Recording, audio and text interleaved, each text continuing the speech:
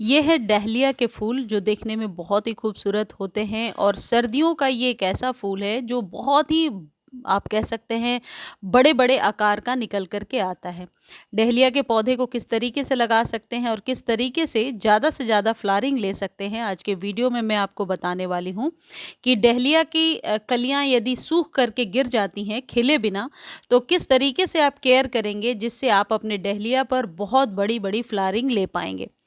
देखिए, जो डहलिया के फूल होते हैं अभी सर्दियों में ही ये फ्लावरिंग करते हैं, यानी बसंत ऋतु तक फरवरी मार्च तक ये फ्लावरिंग करते रहेंगे। और इनको लगाने का जो सही समय होता है वो बरसातों के बाद ही शुरू हो जाता है।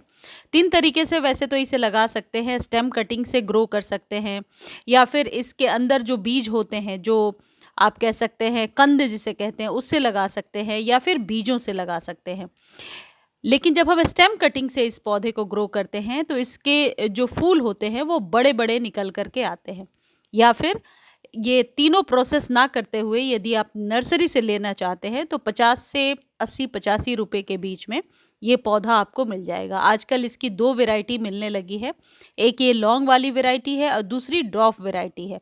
ड्वार्फ वैरायटी में पौधे की हाइट ज़्यादा नहीं होती है, लेकिन फूलों का साइज़ बड़ा बड़ा ही निकल कर के आता है।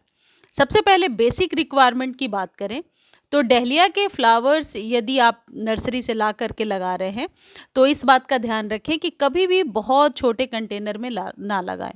10 से 12 इंच के कंटेनर का चुनाव करेंगे या फिर आप ज़मीन में लगाएंगे तो ये डहलिया के फूल बहुत ही सुंदर निकल करके आएंगे।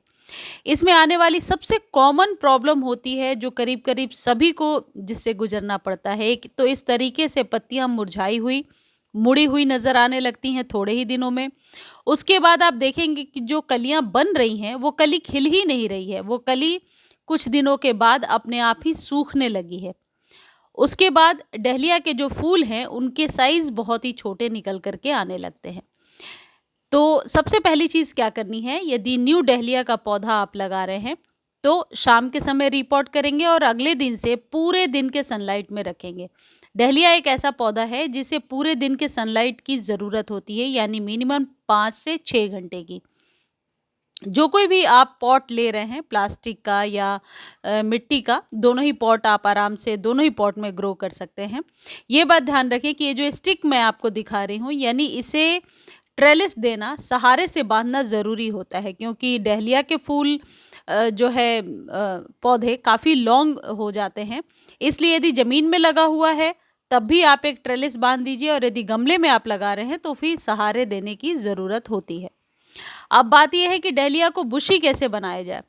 देखिए, जब शुरू की, जैसे अभी दिसंबर में शुरू में आप 2-3 इसके बीज जो कलियां निकल रही हैं उन्हें यदि आप पिंच कर देंगे तो वहाँ से न्यू शूट्स भी आ जाएगी और अगला जो फ्लावरिंग है जो जनवरी में होगा वो बड़े बड़े निकल कर के आएंगे।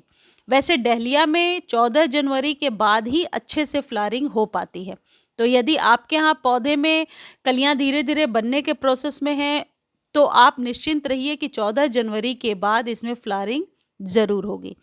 अब किस तरीके के पॉटिंग सॉइल का इस्तेमाल करना है ये जानना ज़रूरी है। देखिए, बलुई मिट्टी में ही डहलिया अच्छे से ग्रो करता है। जो भी आप गार्डन सॉइल ले रहे हैं उसमें 30 टू 40% सैंड मिलाना ज़रूरी है।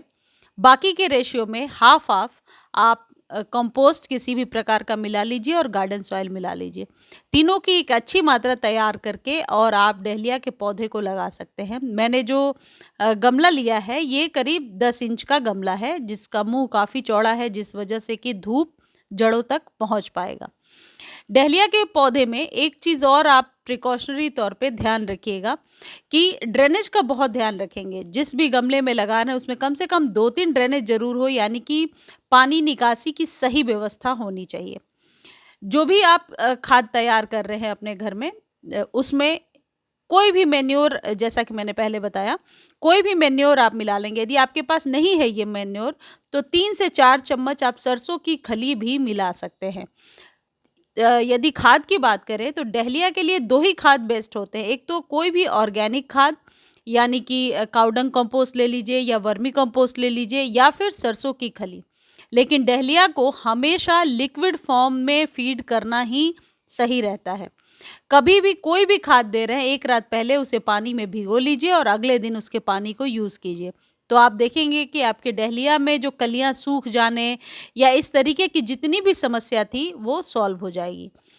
अब एक ध्यान देने वाली बात यह है कि यदि सर्दियों का कोई भी पौधा आप लगा रहे हैं, तो जैसे आपने देखा मैंने रूट बॉल को नहीं खोला है, यानी कि बस पन्नी को हटाया, जो पैकेट ब्लैक वाली जो नर्सरी वाले करके देते हैं उसे हटाया और एज इट इज़ गमले में प्लेस कर दिया।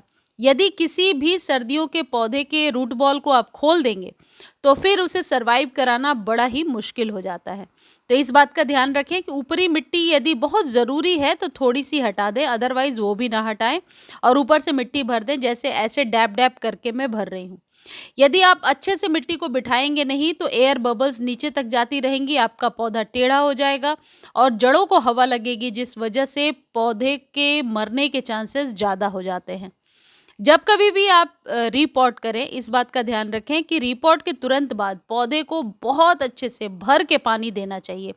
इतना पानी दीजिए कि ड्रेनेज से पानी बाहर आ जाए।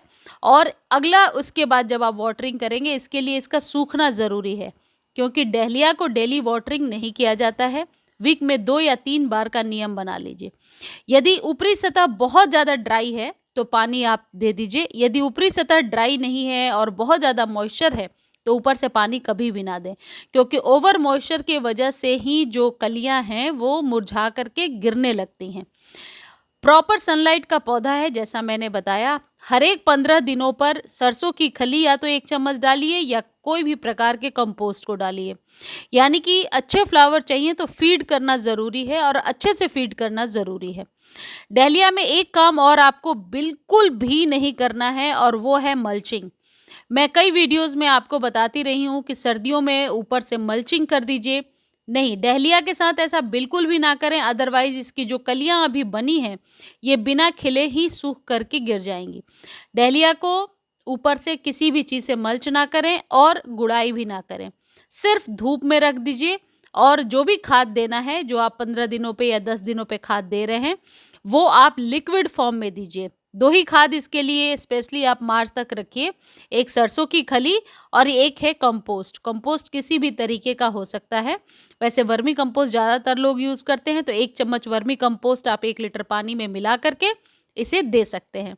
जैसे मान लीजिए आज वर्मी कंपोस्ट दे दिया, 8 से 10 दिनों बाद फिर सरसों की खली दे दिया, फिर वर्मी कंपोस्ट दे दिया। ये दोनों खाद डहलिया के लिए बेस्ट होते हैं। आप पौधे को सुंदर और घना बनाकर कैसे रखेंगे? इसके लिए जितनी बार ये पत्तियां झुकेंगी या पत्तियां मुरझाएंगी, जो कि डहलिया में सबसे ज़्यादा होती हैं, तो उन्हें कट कर दीजिए। डहलिया को अपने आसपास सफाई पसंद है। धन्यवाद।